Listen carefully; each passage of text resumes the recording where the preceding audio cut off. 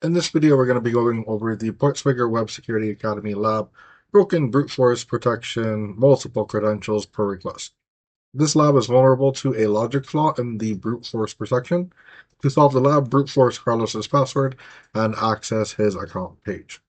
The victim username is Carlos, and we have a list of candidate passwords. So let's go ahead and spin up our lab. And let's go ahead and try to log in as Carlos with an invalid login. So we can type in Carlos and some random input, and we can say login, and we get invalid username or password.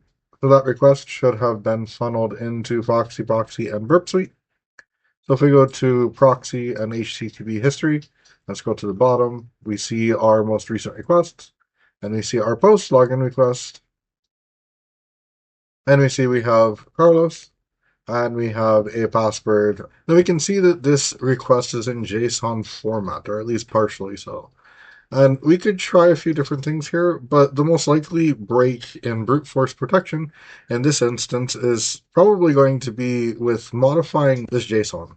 So if the application doesn't limit the amount of passwords we can attempt while sending this, we could potentially try for all our passwords within a single request and see if one of them sticks.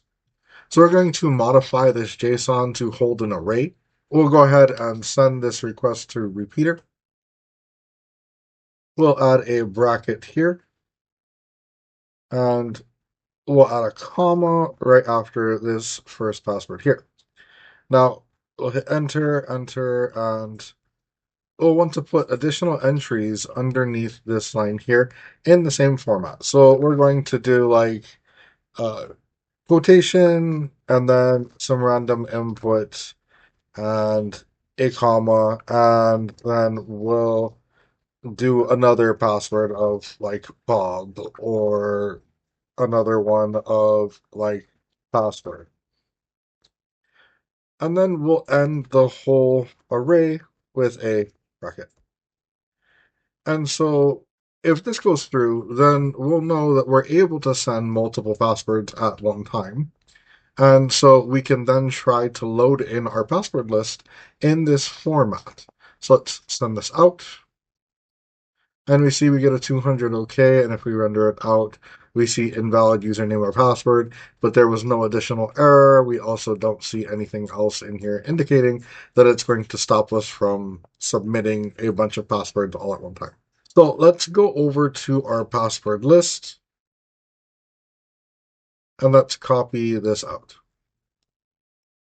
So we could probably develop a regex or do something similar with a command line tool or something like that. But there is a quicker way to go about wrapping each one of these entries in quotes and adding a comma at the end.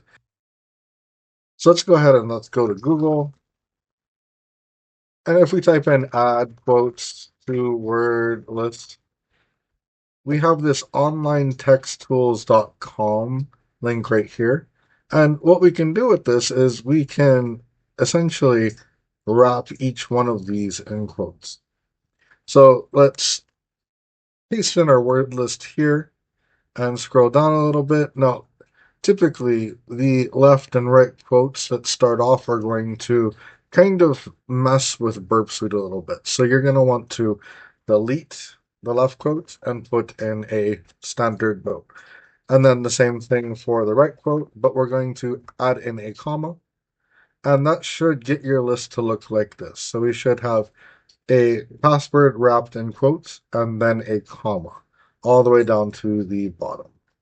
So if we Control A and Control C, we can now paste it into our request. And so now we have our password list in our request. And so when we send this, it's going to try the entire list. So if we hit send, we get a 500 internal server error. And that's because we're missing a comma right before that list. So put a comma in right there and we'll send it again. We also have an additional comma at the very bottom. It never hurts to double check your list, and we can send it out, and we finally get that 302 found.